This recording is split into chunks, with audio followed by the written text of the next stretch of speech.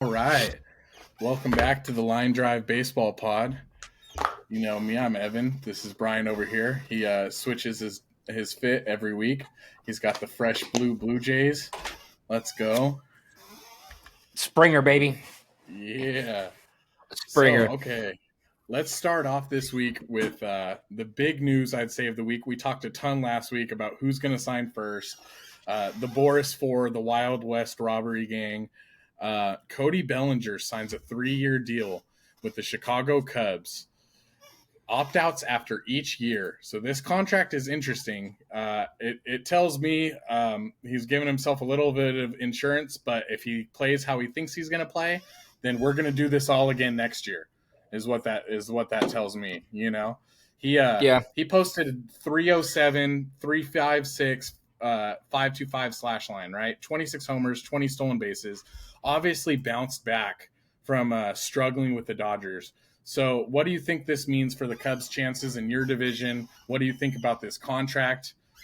Give me some details here. I mean, I love it for the Cubs. Bellinger has not been shy in saying that he wants to play in Chicago. I love the contract. It's 3 years, $80 million. Like you said, he's got opt outs after each year. I think it's just the first 2 years he's got the opt out option. But I mean, if he does really well again, maybe he opts out and tries to get more money. So in a contract point of view, even if he stays in Chicago, 3-80 is a really good number for Cody. But with adding those opt outs after the first couple of years, I think that's a good for him, because if he can, do what he did last year and do it again this year, they might test the waters again next year. And I was reading that Bellinger said that nobody is spending any outside of the Dodgers. Nobody's really spending any money this year in free agency. So he said it was really hard, but yeah, boo. But Yeah. maybe in a Cardinals fan, I don't know. I don't know what my take is on Bellinger. Baseball is not basketball. One person's not going to carry an entire 9-inning game. But it's good for the Cubs to get Bellinger back. I know he was a fan favorite right off the get-go, even more than Dansby Swanson after he was doing so good. The only thing that worries me about the Cubs is they lost Stroman, but the NL Central is just such an open division. So, but I'm glad Bellinger finally got off the board, and I think that's going to start hopefully building some momentum for some of these other guys to get picked up. Yeah. I mean, it really, really depends what Bellinger you're getting. We've talked about it a little bit in the past episodes, but I mean, 2022, he hit 210. It's a far cry from the year he had last year. He struggled for a few years. For the Dodgers to give up on a former MVP of theirs, such a fan favorite, he was bad. He was really, really bad. And I mean, some people say that he was recovering from that injury, and that had the most to do with it. I mean, you really don't know. But I mean, I don't know, you could see this multiple ways. If the Cubs are betting on him having a good year and continuing to be good, really they're looking at a 1-year contract, because I guarantee he hits free agency if he has any sort of good year. Oh yeah. But if you don't, then you're stuck with a contract. I mean, it's not the worst thing in the world. You're going to pay him $30 million for the first 2 years, and then it's going to go down on the third. So, I mean, the only way this one hits a third year is if he's atrocious. Even if he has a bad year this year and does good again the next year, he's going to opt out. So I mean, it is what it is. They needed to do something to separate themselves in this division, I feel like. I think the Cards and the Cubs and the Reds, they're all going to be kind of there with each other. They needed to do something to put themselves a little bit up. Council needed to do something, but it's going to be interesting to see how this plays out. I think that he's going to do good. I don't see an ex MVP like himself really just not ever being able to play baseball well again, but we'll see. Yeah. And I completely agree with you 110%. Like, if he does have a good, I don't want to say if he has a great year, obviously be an opt out. But if he puts up similar numbers to what he did last year, it's really just a 1-year deal to reevaluate. So it's a good deal on Bellinger's part. He has that chance to go out there and prove himself to be that MVP caliber, or just even a above average ball player. For the Cubs, it's, is that, like you said, it's the best way to look at it. If he does really good, it's a 1 year deal, and he'll opt out, and then he'll go for another contract, and then maybe the Cubs will give him that multi-year, like he was looking for. But you just got to be consistent, especially this day and age. You know, you look at teams like the Yankees and everything, giving these long contracts out, and it never, hardly ever, really panning out. So I think it's a win for all three parties, with it being with Scott, Bellinger, and the Cubs. I mean, Bellinger's going to get paid. The Cubs are getting Bellinger back, and Boris worked his magic and got him those opt-out clauses. And I honestly think a lot of these teams are going to follow that contract structure. And I think these guys like Matt Chapman, JD Martinez is still a little touch and go just because of how old he is, but like Chapman, Snell, Montgomery, I see those guys getting similar deals as well, between the 3 and 4 year with a ton of opt-outs just to prove that it's a gamble though, because you're gambling on Bellinger. Scott Boras, you're gambling on Bellinger to bounce back and be that guy and get him that bigger contract. But if you're Bellinger and say you slump, say you get hurt, and you know you're 3 and 80 is still a great number, you know. Yeah. So it's a win in my opinion for all parties. But thing is, if Bellinger wants to stay in Chicago like he's saying he does, why not just ride out the 3 years? It's 3 years of your life, $80 million a year. I mean, that's a solid contract for a guy who was borderline just let go from the Dodgers after winning that MVP. So yeah, it'll be interesting. But I do see a lot of the new, the other three, I think they're going to follow suit with the same contract structure. The only one that I could see maybe being a little different is Blake Snell, because he has that Cy Young in his back pocket now that he can flash around like, I just won Cy Young. Like, you're going to pay me. I want job security. I want financial security. But I like the structure of it. It's a good contract. I'm glad that at least one of the big three were able to get signed since spring training started last week. Right. Snell's an interesting one. I feel like it could go either way. The Yankees, apparently the talks between him and the Yankees have died down. I don't know if that's completely dead now or what's going on, but I know that they have an offer on the table to him, and apparently it's not what he wanted. I heard it was somewhere in the range of 6 and 165, and he's wanting somewhere around 9, 270. So that's a pretty big gap.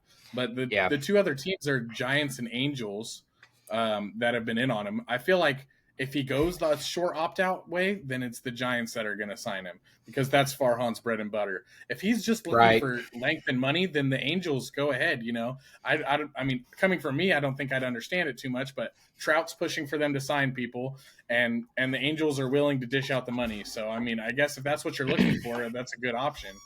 I saw today as well, before you sent me the notes of what we're going to highlight. Going back to the Yankees and Blake Snell, Juan Soto was pushing for the Yankees to get Blake Snell, but in the Yankees situation though, if they go get Blake Snell and they lock him in, I mean that rotation would be disgusting. You have 2 Cy Young winners in that starting 5 rotation, and then you have 2 MVPs in your fucking lineup. The problem that I could see the Yankees running into is because Boras also represents Juan Soto. And Soto is going to test free agency. So if they spend money on Blake Snell, they're going to have to follow back around next year and lock in Juan Soto. And Boris's agents or Boris's clients are not typically getting those contract extensions through spring training up until the deadline, and they always hit free agency, and Scott wants to get them as much money in as many years as possible. And Soto, yes, I see Soto being able to get that done, but I do like that other people are vouching for Snell. I know Trout wants him. I know Soto wants him over on the East Coast. And I honestly, from last week, there's really nothing else other than what they were talking about with the Yankees. And I haven't heard anything about the Yankees, after they put out what he wanted, and it was nowhere close to the deal he wanted. It's hard to say where Snell's going to go. Yeah, there's a report from Susan Slesser of the Chronicle that basically Chapman and Snell are both, the Giants are both in on both of them still. That's a 50-50 chance getting one of them. Heyman mentioned it today. But that's always how it is for Giants. They're in on everybody. They're talking to everybody, and they come in second almost every time, unless it's a more mid tier guy like Soler. Which, don't get me wrong, like I said, I'm excited about Soler. I'm great. He got hits in his first 2 at bats. He did a great job, and that power is something I can't wait to see. But the big names, it's hard to do that year after year. But we'll see. We'll see how it goes. So where do you think he's going to go? If you had to guess, where do you think he ends up? I've felt the entire time that it's got to be the Yankees. I've just felt that from the beginning. Giants, like I said, are always second place. Angels, I just don't see why he's going to want to go there. There's nothing there for him besides the money, if that's all he wants. Right. And to be able to pitch next to Garrett Cole in a rotation for a team that has money on the biggest stage, I mean, that seems like it would be the most attractive thing, But I won't count the Giants out on it, of course. But if I had to guess, that's where my brain says it's got to be the Yankees. And that's where my heart's telling me that he's going to sign to. If he wants to win and get paid, the Yankees have the capability of winning, and they also have the money to sign him. But if he's just looking for the max deal he can get with the max amount of money, the Angels make sense.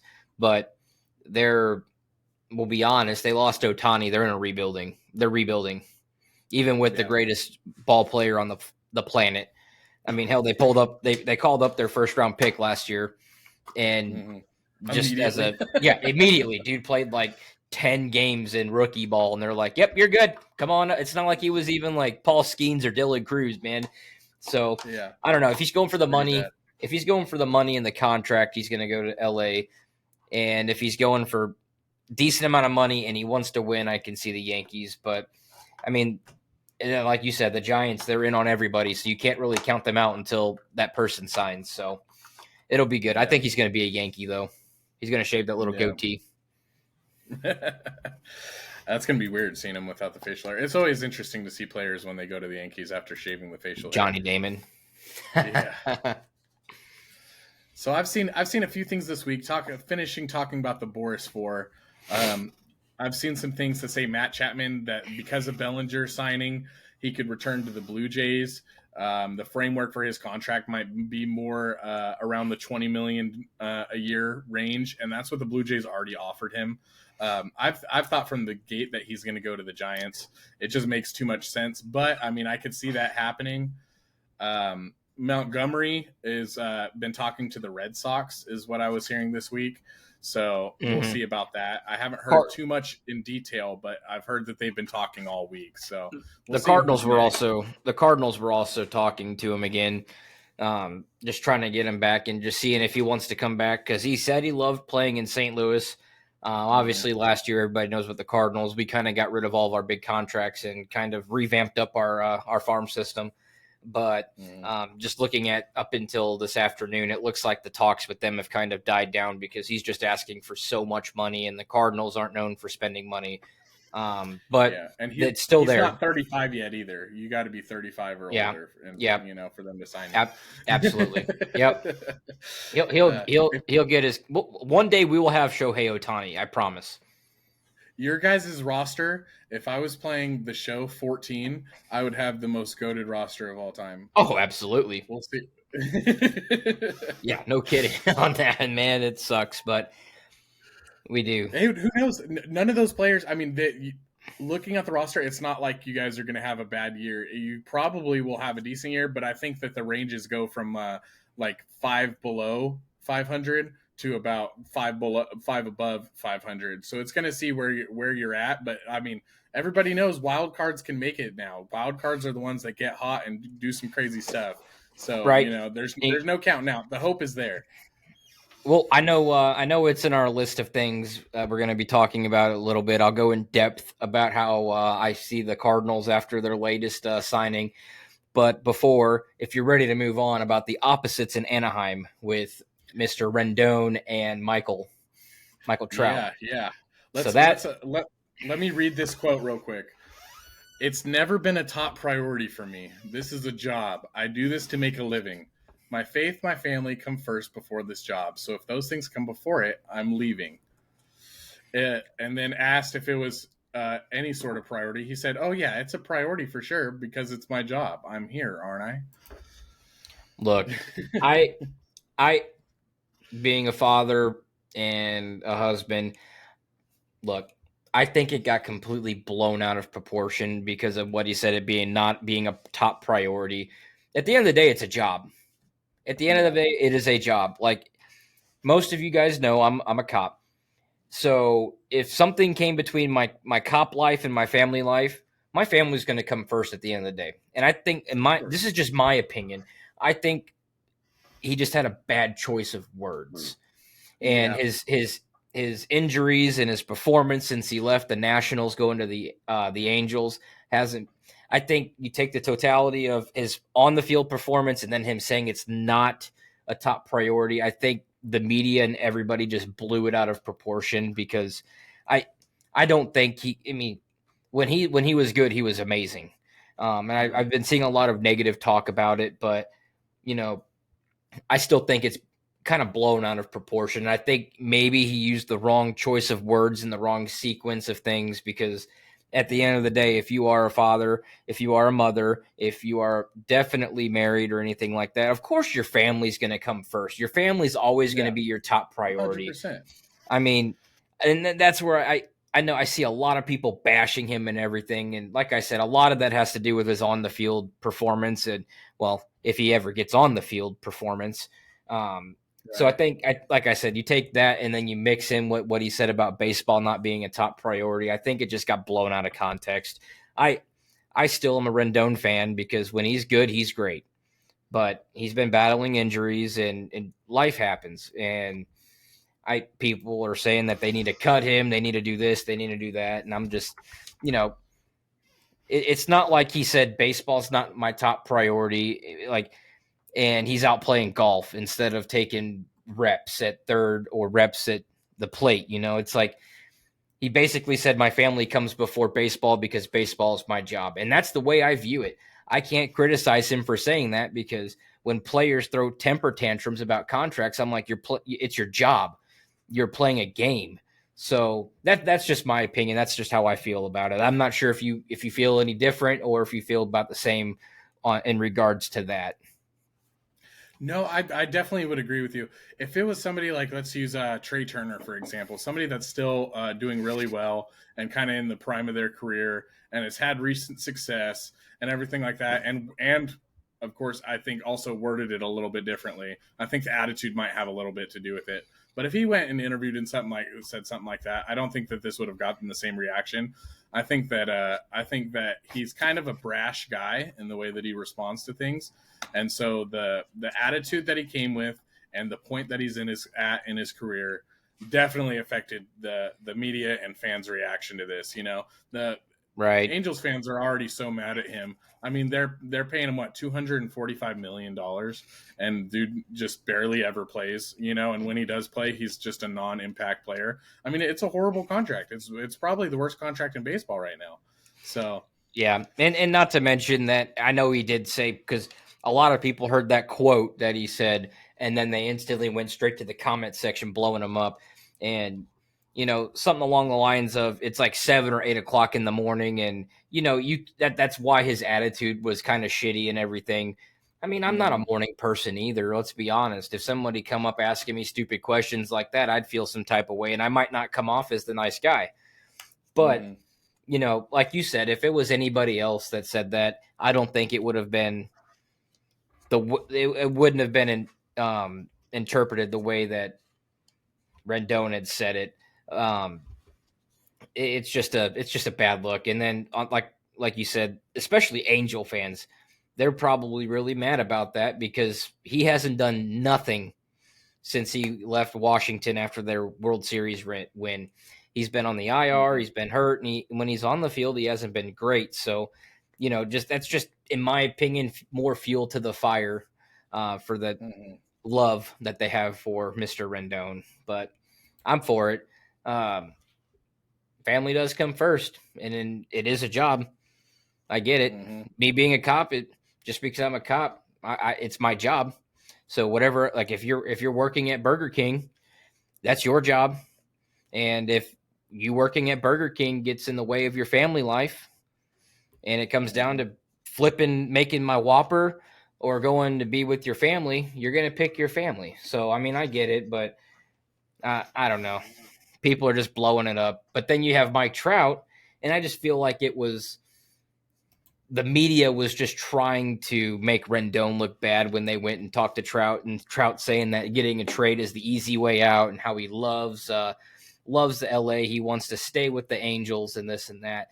That just made him look a lot worse. And they did that interview with Trout right after they did that with Rendon. Yeah. So it everything just kind of, and then they lost Ohtani. So that's more fuel to the fire for Angels fans to point the finger at somebody. And I don't know. Going on to Trout, I completely, I've told you this many of times. I've told the boys many of times, if I was ever a professional athlete, whatever team, and I was a great athlete, because I get it. If you're subpar, if you're mediocre, you will bounce from team to team. But if you're a face of the franchise and a team drafts you and they take that gamble on you and you perform and you become one of the greatest baseball players in this generation, I would want to stay with the team that gave me the chance, because that's just my opinion. I get he wants to win. Who doesn't want to win? And him saying that a trade's an easy way out, I respect him for it, because we already knew that Trout would never demand a trade. And in basketball terms, I saw a lot of people saying that if he were to request a trade after being as faithful as he's been, he's never talked bad about the coaches. He's never talked bad about the front office. He's never talked bad about the owner. He doesn't even go to the media whenever he has issues. He goes straight to the people he needs to go to, and it's closed door. That way nothing gets out. And you've never heard anything about Mike Trout saying any bad stuff against the Angels. And that's what I respect about him. But people are saying that he would end up like Damian Lillard when Lillard requested a trade from Portland after being, their face for all those years. They were promising him that they would build a team around him, and they never did. And then now the fans of Portland, whenever he requested a trade, they turned on him. And I'm like, how can you turn on a guy who's been so faithful to your organization in your city, and then the promises that, hey, we're going to build around you, we're going to make you our core, and we're going to give you the things you need, the weapons you need to go out there and win a championship, and that never happened. Yeah. It's shitty. We as baseball fans, we want Trout on a winning team, but if Trout's happy, Trout's happy. That's all I gotta say. If he loves this, as long as he doesn't switch up and go to the Dodgers and he stays in LA with the Angels, he stays in Anaheim with the Angels, we'll be all right. I don't ever see him leaving. I think once his contract is up, they'll probably re-up him for a couple more years, and he's gonna retire an Angel. And you tell you what I honestly think? I honestly think he took a hard look at Albert Pujols when he left the Cardinals and went to the Angels, and then he didn't do shit. Yeah. And then he saw Pujols go back to St. Louis those last couple of seasons, and he almost looked like he was in his prime again, hitting bombs, hitting, the fans' reactions and stuff like that. It's like maybe he saw that, and he doesn't want to go to a different team and then come back to retire, because if Pujols stayed in St. Louis, man, if he would have done what Buster Posey did and stayed forever, and Yachty and Wainwright, he would be like a legend. But I think since he left for that amount of time, it kind of, obviously he's going to be a Cardinals legend, but if he would have stayed his entire career with that team, he would have been like a great statue outside of Busch Stadium. He got drafted, and I think that's what Trout wants. I think he just wants to stay and be an Angel for life, and I have no problems with it. Yeah, and what was interesting to me was that when talking about the Angels, almost anybody you talk to is going to talk about that the ownership is bad ownership and that they should have sold and everything like that. And I've said it. I've thought that same thing. I thought that they mishandled the Shohei situation. It seems like they have not gone all in the way that they should have. But one of the most polarizing quotes that I've seen from Trout, because usually he just doesn't talk, but He said, if you look over the past 2 years, Art spent money, but the big thing is people are saying he's not signing big guys, this and that. There are a few guys out there that want to play here too. I've talked to a couple of them that want to be here. It comes down to Art's decision. So to me, he's not only saying that he wants to stay there, but he's publicly backing ownership and saying that people have the wrong opinion of him. So I mean, it seems like he's got his heels dug into the ground, and that he's gonna stick there. To come out publicly and say something like this, I respect it for sure. Absolutely. I respect it. Absolutely. And that's the thing with it's Mike Trout. So if he does decide to leave and go to a different team, which I don't see happening, the non-Angel fans are going to be so happy for him. But if he stays in LA, it show because there's not that like many homegrown players that stick with one team. Like the last person that comes to mind, like for the Cardinals, was Molina. Molina had many of opportunities to leave and get more money to go play somewhere else. Wainwright was the same way. And those two guys, they rode off into the sunset together. And for the Giants, that's like your Buster Posey. You as a Giants fan, you would have never wanted to see Buster go to another team and then come back.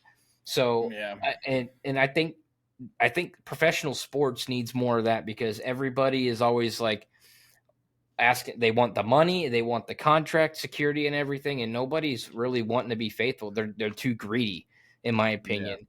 And whenever Trout comes out and says that he wants to be an Angel for life, how can you not like agree with that, or how can you be mad at him for that?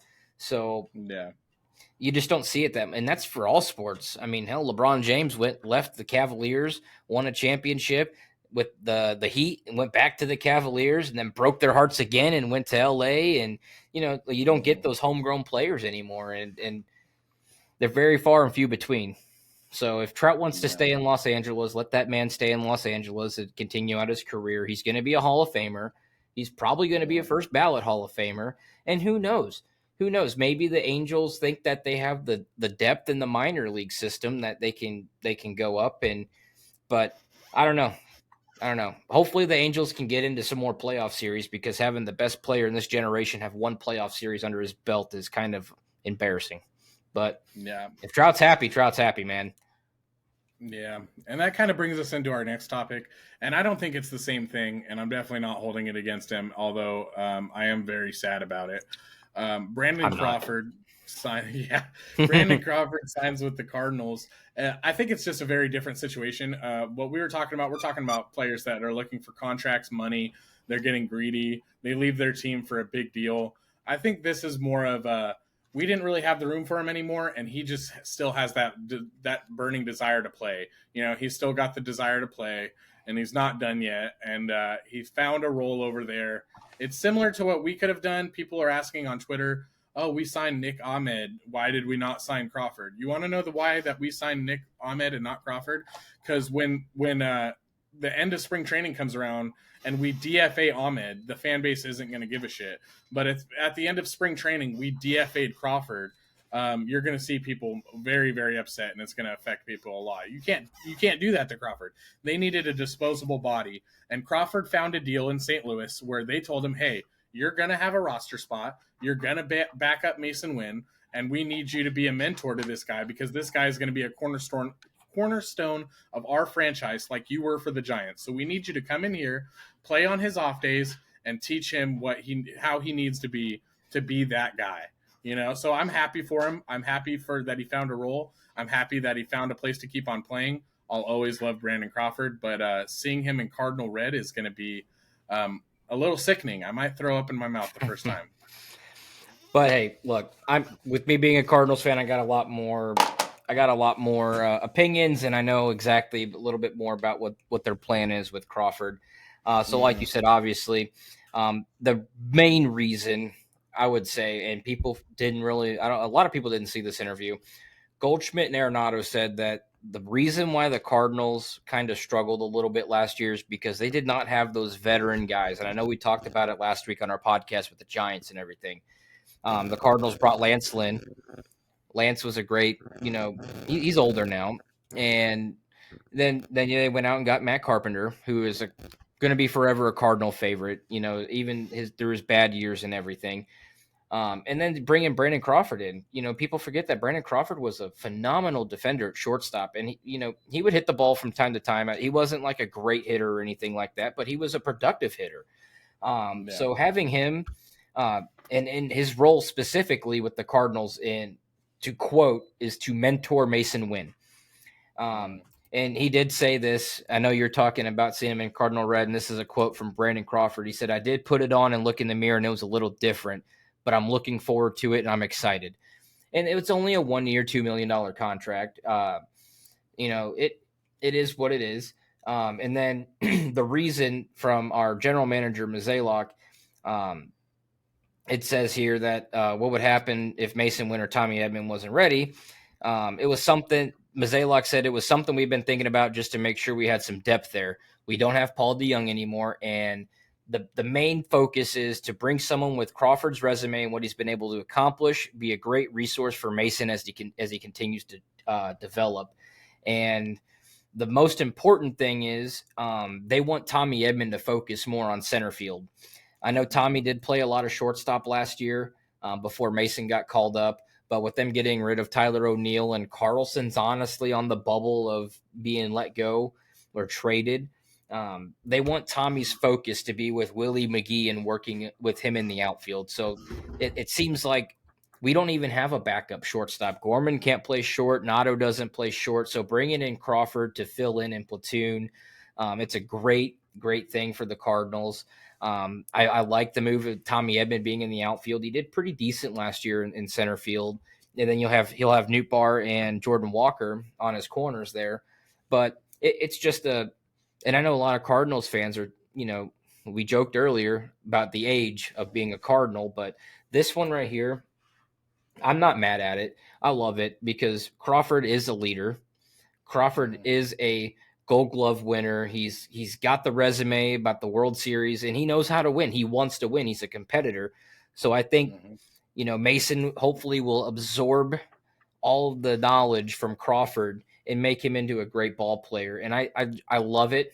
I hate it because Crawford was one of those guys that I loved seeing in a Giants uniform. He's one of my favorite Giants that, from that World Series run, him and Posey. I've nothing but respect for him. I get he's older, but it's 1 year, $2 million.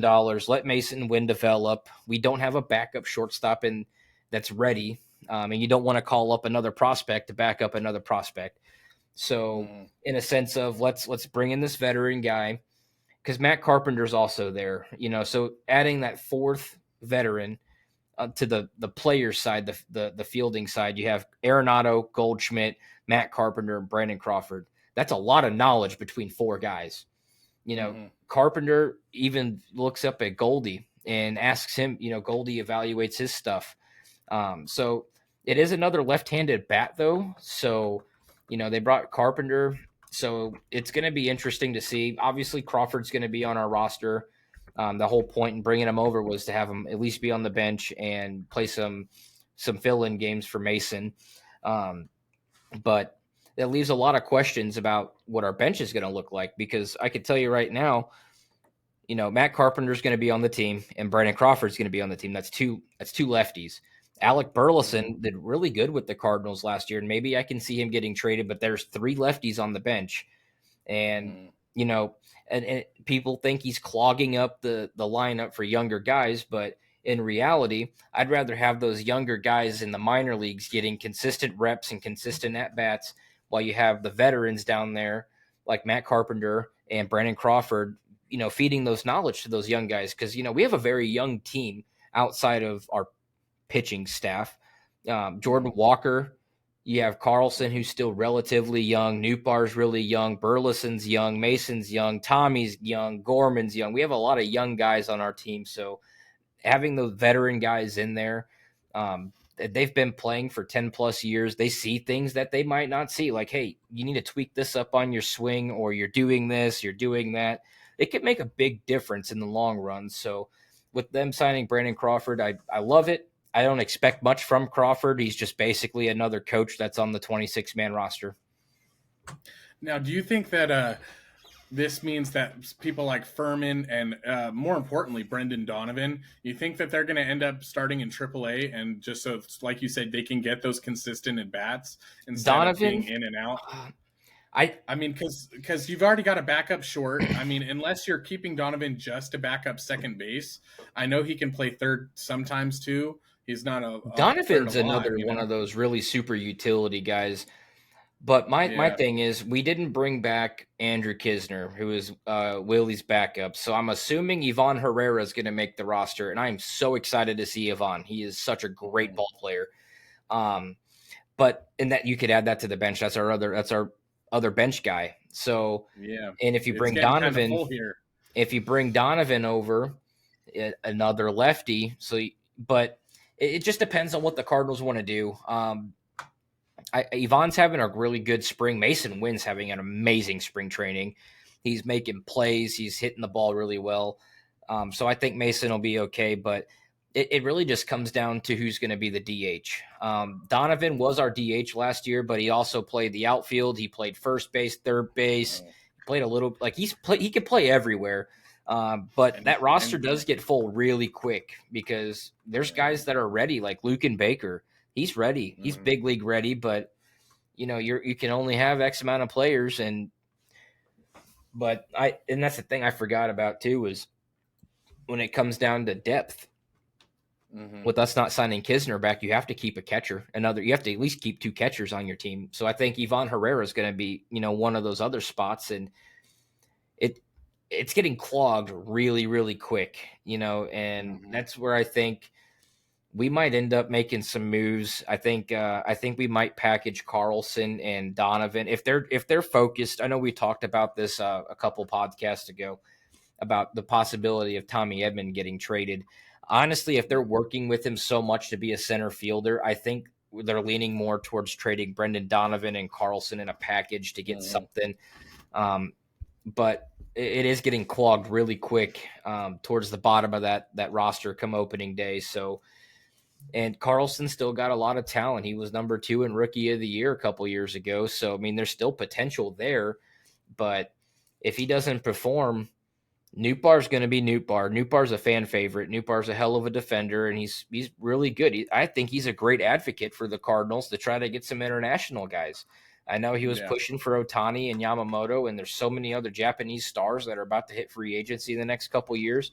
He'd be a good person to have to, try to recruit some players to come over. So I don't see him leaving. Walker's not leaving. The only thing that I am curious about, and it would be crazy to think about, but with all cards on the table, you never know. They might trade Paul Goldschmidt. He's coming up on contract at the end of this year, and he's getting older, and we have the younger talent. So maybe they surprise everybody and trade Goldie and, just kind of build up the farm system again. You saw what we got for guys that are going on expiring contracts. Jordan Hicks, Montgomery. We got a good return from the Blue Jays when we sent them over with one of my favorite pitchers, Genesis Cabrera, but we got a lot in return for those expiring contracts, and Goldie's still a really good player at his age. So maybe they move Goldie and give Luke and Baker a chance at first base, or they let Luke play DH and move Donovan to first. There's a lot of different possibilities, but spring training's just started, so they got a couple weeks to figure it out, and who knows, maybe come trade deadline if we're out of the race, which I would pray to God we're not. Maybe they do start moving guys like Goldie and Carlson and make a package to get a starter, an ace, because we have Sonny Gray and Lance Lynn, but we don't have an ace. Sonny Gray is really good. Don't get me wrong. He is really, really good, but we do not have a Garrett Cole. We do not have, we don't have a Kodai Senga. We don't have, an actual ace. So that's kind of our problem. I think our fielding side of things are fine. I think we need to start getting some pitching, but they'll figure it out. That's why they're in charge of that and not me. I think your ace is about 2 years out still, and that's Mr. Hentz. He's he's on the spring training roster right now, but he's still got a while to go before the majors. He's still got a while to go. That guy's got some nasty stuff, though. McGreevy still got some time to go. We got a lot of good pitchers, but I don't know. Not every one of them is going to pan out though. Like it's just Yeah. statistically proven that unless you're the Tampa Bay Rays, not Mhm. all your prospects are going to pan out. So, and Yeah. I love these contracts that we got with Lynn and Gibson. Sonny's isn't too bad either, but they're all bridges until we get those guys over the hump because most of those guys are still in double A, triple A. I know a lot of the AAA guys, they started in Double A last year and they got moved up to AAA. So there's no point in really rushing them. So these Mhm. contracts that we gave out this offseason, not too terrible, but I would like to see us have an established ace in our rotation. So, but we'll find out in the next coming years, or if there's injuries or something like that, and one of them gets a shot. You just never know. Yeah. Well, staying in the division, we have some more news from the NL Central. Mitch Keller getting a 5-year, $77 million extension. That's pretty He'll big be money for traded. Pittsburgh. Future Yankee. Um, so the quote from him: "I've only been with Pittsburgh, so it's all I really know. I'd love to spend my whole career here, hopefully as long as possible. Having guys like Brian Hayes and Brian Reynolds locked up, it's really cool to see some core guys getting locked in. I love that I'm a part of that." So the thing is, we're used to, as we were just joking, the Pirates shipping off all their main guys. It's kind of the Pirate thing to do, just like it used to be the A's thing to do, still is. But it does seem like they're making more of an effort to lock down their core guys.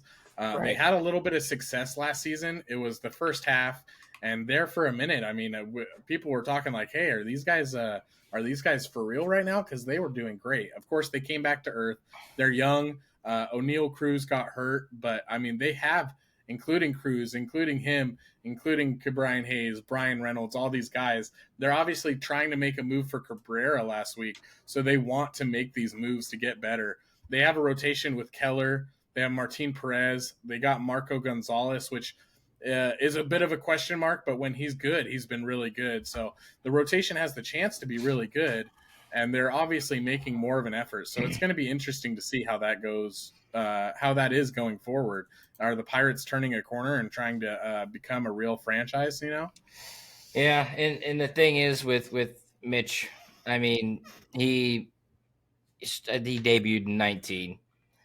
He pitched a little bit. 2020 pitched a little bit. 2021 5-11 with a 6 ERA, and then 5-12, and his ERA came down to a 3.91. And last year, at the beginning of the year, he was phenomenal, and it's he still finished.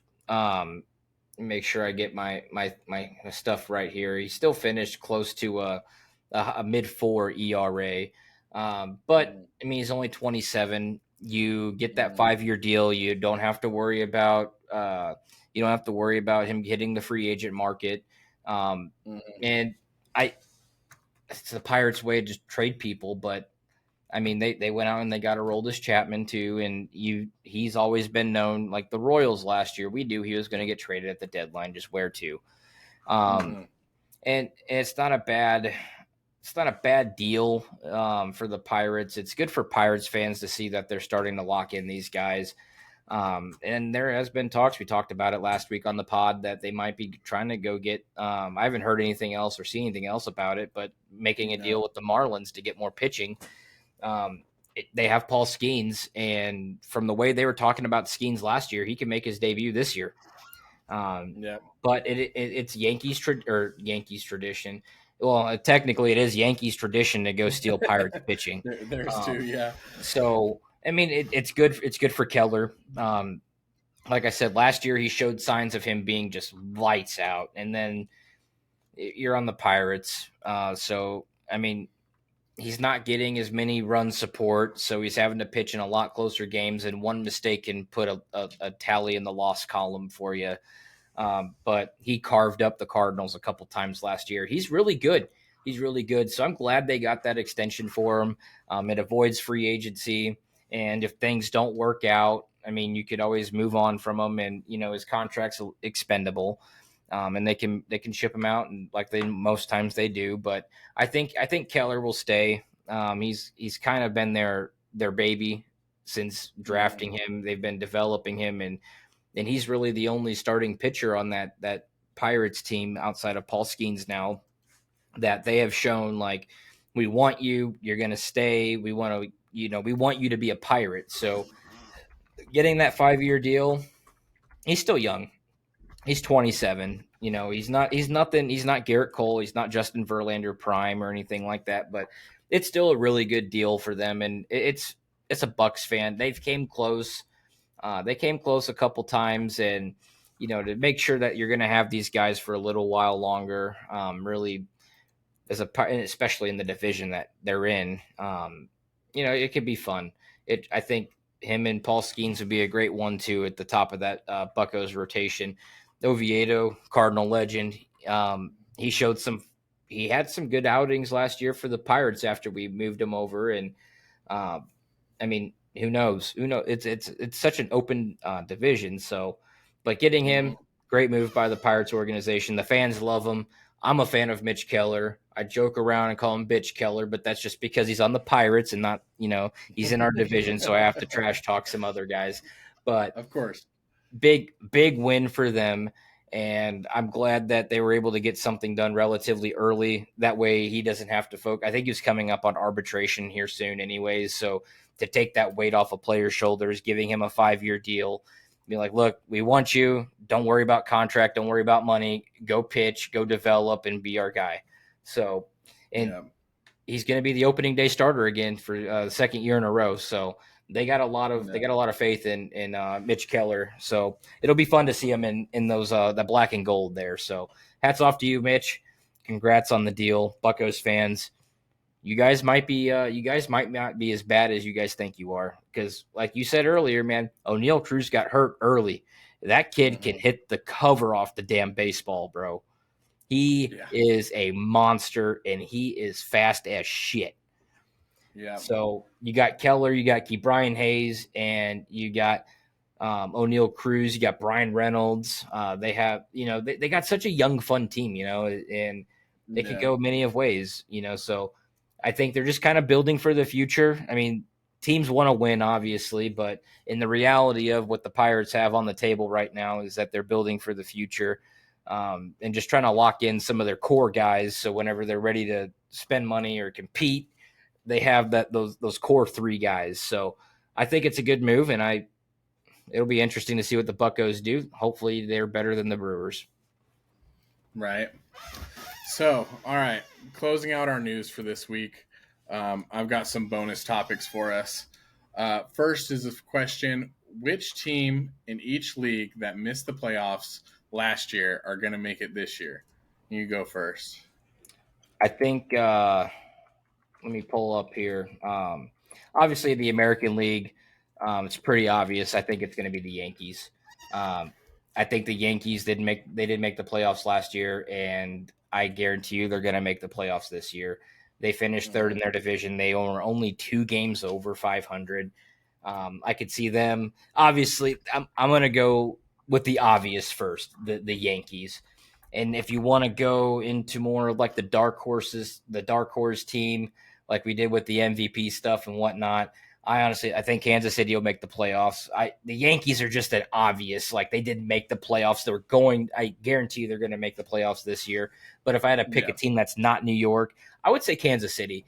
No bias aside, but they had the best offseason, and they play in the weakest division in the American League. So my dark horse is Kansas City, and I think the Yankees will make it as well. All right. So I'll take National League. And mine is, you may think this comes with bias, but maybe there is some, but I'm going to say it anyways. I'm going to pick the Giants to make the playoffs this year after missing last year. I'm just way more excited about this team this year. We've got great leadership. I was just reading an article, and I'm not one of those guys that was anti-Gabe Kapler in any way during his tenure with the Giants. But obviously there was a lot of problems that happened there at the end. He lost the clubhouse. There was some of the ways that some of his strategies and the ways that he ran the club just weren't working. What was once considered a fun new way of doing things, and that led to us having a good season in 2021. The loose, let the players police themselves. I trust all you guys to do what you need to do, that type of thing. it obviously soured to the point where there's quotes where there was a fend for yourself vibe to the team last year, which is never something that you want. And it seems like Bob Melvin has started a new regime there.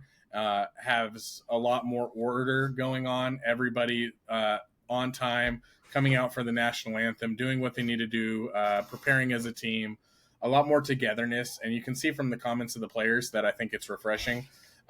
We also have a couple of really good additions in Soler and Jung-Hoo Lee that I think are going to make a huge impact. Taking the lineup that we already had, which was a good everywhere but great nowhere type of lineup, and then you add a consistent contact hitter to the beginning, and then a deep home run threat, a guy with a lot of pop at cleanup in Soler, I think really, really makes everybody else better. I think that's pretty much just a guarantee we're going to do better than we did last year. Some people have us still lined up as an 85 win team. I've seen 81 win team. I think that we're going to do a lot better than that this year. I think that a lot of people are doubting us, but I think that we're definitely a playoff team this year. My dark horse, I'm going to go and talk about who we talked about earlier. I think my dark horse is the Pirates. I don't know if they're necessarily going to win the division, but I think that they could definitely at least win a wild card, if not compete for the division. I think that everybody in that division is kind of on the same standing. But the Pirates coming back with if Skeens comes up and has a good year and really solidifies that rotation, and then you have O'Neill, Cruz, Ke'Bryan Hayes, Brian Reynolds, like we just talked about, I think that those guys are definitely a threat to come in and take a playoff spot. So that would probably be my dark horse.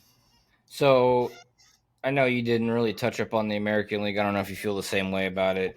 I do think the Giants will be better than the Diamondbacks, maybe. I think they will definitely get that wild card spot. Honestly, I know you were talking about the Pirates. I think the Reds will sneak into the playoffs this year. I know I talked very highly about them on our intro podcast. I think the Reds will slip in. I think the NL Central's so open they could win the wild card spot, or they could win the division. But I think the Reds will sneak in this year. But the other team, I would have to agree with you on the Giants. I think they'll sneak in. They had a really good first half last year, and things just kind of fell apart. So it's just really between those two teams. If you want, we still have a little bit of time left. Do you want to guess what team made the playoffs last year that you don't think will make it again this year? You want to throw that little mixture in there too? Because there's a couple of teams in the American League that I don't think make the playoffs. I don't think the Blue Jays make the playoffs this year. I think Seattle will. And I don't think Tampa Bay makes the playoffs this year either. That's just my hot take. They lost Glasnow, and I just don't think the Yankees are going to be better than the Blue Jays, and they're going to be better than Tampa Bay. And I honestly think Seattle, they got better. The Blue Jays haven't. Seattle got better. The Rays didn't. So I think the three teams in the American League, the Rays and the Blue Jays, will not make the wild card, and I don't think the Twins make the playoffs either. I know they won the division, but it's a very fluky division, and I think, again, the Royals got better. The Twins did not get better, and nobody else in that division got better. Maybe you could say the Tigers got a little bit better, but nobody outside of in the AL Central got better. Only Kansas City did. So I could see the Kansas City Royals going from 56 and 106 to winning the division this year. If they can keep the guys, they can stay healthy. But I don't think Tampa, Toronto, or the Twins will make the playoffs this year. All right, I've got two for you. My first one is the Marlins. I don't think that the Marlins are going to make the playoffs this year. You already were barely making it last year. You don't get me wrong. I'm glad they made it. I love Skip Shoemaker. I think he's a great manager. He was a great player. I think they made a mistake getting rid of Kim, GM. What's really going to hurt is they're not going to have Sandy for, I don't know if he's going to miss the whole year, but after Tommy John, he's going to miss a majority of it. That's going to hurt. Mm-hmm. And then You replace Jorge Soler with the man who, and this is just my opinion, can't hit and can't take a hit. Tim Anderson is what you replace his bat with. I mean, I just don't see. I just don't see it. You got worse. You got worse this offseason. And I don't think that you're making the playoffs this year for sure if you're the Marlins. But, you have a good young squad. I don't think that it's all hope is gone. Your pitching staff is very, very good and could carry you to a wild card. It could happen. But without Sandy, Soler gone, I just don't see it happening. My second team is going to be the Brewers. Yep, that's what I was going to say. Make the playoffs. Yep. Council leaves. You lose Burns. Woodruff is gone. I mean, they re-signed Woodruff, but he's not going to play. So you have a rotation led by Freddie Peralta, Wade Miley, Joe Ross, and Colin Ria. I just don't see how that team carries them to the playoffs. I mean, I think that they have some good bats. They signed Hoskins. They have Chirijo's going to come up. He could do pretty well. You have Yelich, who looks like he's bouncing back. He's not his old self quite yet, but he's just like better Bellinger than he was. Yeah, exactly. So a little less kind of talented. Yeah, it's kind of Marlins and Brewers are kind of in the same spot. It's like part of your team is really good, and it's not going to be a crazy surprise to see you make a wild card team if things work out the right way for you. But if I'm looking at it honestly, I just don't see them making the playoffs, especially with how stacked the rest of the league is, especially when you have the NL West where everybody should make the playoffs besides the Rockies if it was possible. And the Central got better all around the Brewers, the Cardinals got better. The Reds are going to continue to get better. The Cubs re-signed Bellinger and got Shota Umanga. I don't see it happening, I really don't. And that's the thing. They lost Corbin Burns. And he was huge. He wasn't just their ace. He was also in hell. He wasn't just their ace. He was their guy. That was their guy that they relied on. And then last year with the whole talking about you're the reason why we didn't make the playoffs or win a playoff game or whatever. With him gone, Woodruff gone, and then your next best option's Freddie Peralta. I think Hoskins, honestly, is more than likely going to be trade bait to get something else out of him, given the contract that he got. But again, going back, I think my opinion, I think the Cardinals got better. I mean, they signed people, they got better. They got Sonny Gray. He's going to be our ace. The Pirates, I don't think the Pirates got better. I think the only notable free agent that they brought over was Aroldis Chapman. But they're good. That's the thing. The Reds, they really don't. There's nowhere for the Reds. Maybe pitching. But they have a lot of young guys that they're ready just to be like, go play. The Cubs, they, like you said, they got Bellinger. They got a couple other guys that are like depth pieces and stuff like that. But everybody around the Brewers got better, and I think really the Brewers, they got all they got was Hoskins, and I can honestly see my hot take if the Brewers are out of it by the All-Star game trade deadline time frame. I think they'll ship out Devin Williams. Yeah, that could be a really good piece for them to retool their farm system. He's going to be the guy that's going to get a lot. You might see Yelich go too. If Yelich has a good year and they're still not in the playoff hunt, then Yelich might be shipped out. I definitely see that thing happening. Losing Council is really, really hard too. Right. You lost your man. You lost your coach. Yeah, and he's a great one too. He's just such a good leader of men. That's got to hurt too to go to the Cubs. Yeah, the division rival Cubs. Yeah, I don't because I mean, if you look at it, if I'm looking at the wild card standings from last year, the Padres were only 2 games out, the Reds were only 2 games out, and the Cubs were only a game out. So, and even the Pirates, I'll throw the Pirates in there. They were only 8 games out of the wild card with Arizona, Miami, and Philly. So, you got 3 NL Central teams right off the get-go there that I think will do better than the Brewers. The Brewers just, I don't know, they had a pretty weak-ish schedule towards the end of the season. They didn't play as many high competitor teams and stuff like that. And the the rest of us, we just kind of got torched by the American League teams. They basically had all their tough games in the first half, and then they had the coast on the second half, and the Cardinals had the coast in the first half, and we got torched in the second half of the season. But like I said, they didn't get better, and everybody else around them got better. So I think they're out, and I think it's going to be between the Cubs, Reds. Honestly, I think the division's still wide open, but you just never know. You never know until the 162nd game. All right. Well, I think that's all the time that we have for today. You can catch us on Spotify, YouTube, Insta, TikTok, all at the Line Drive Baseball Podcast. You can catch us on Twitch too. I'm Bring Me Duh McChicken, and this is Officer Brian P on Twitch. We game at least a few nights a week, if not most. So yeah, check us out on everything. Please subscribe, follow, like, do whatever you can to support if you like the content. And we will see you guys next week.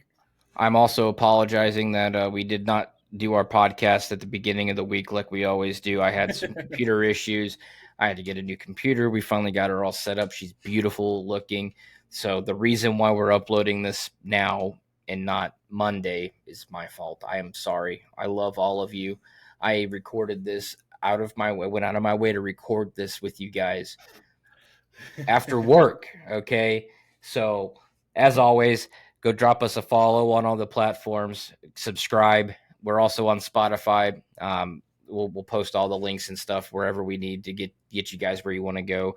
TikTok's got the shorts. YouTube and Spotify have the full hour and some change we have. So until next time, and we will be recording again on Sunday for next week. I promise you, I will not break my computer between now and Sunday. Okay. So I appreciate everybody listening. You guys have a great rest of your week. And go Cardinals, even though I'm wearing Blue Jays. That's right.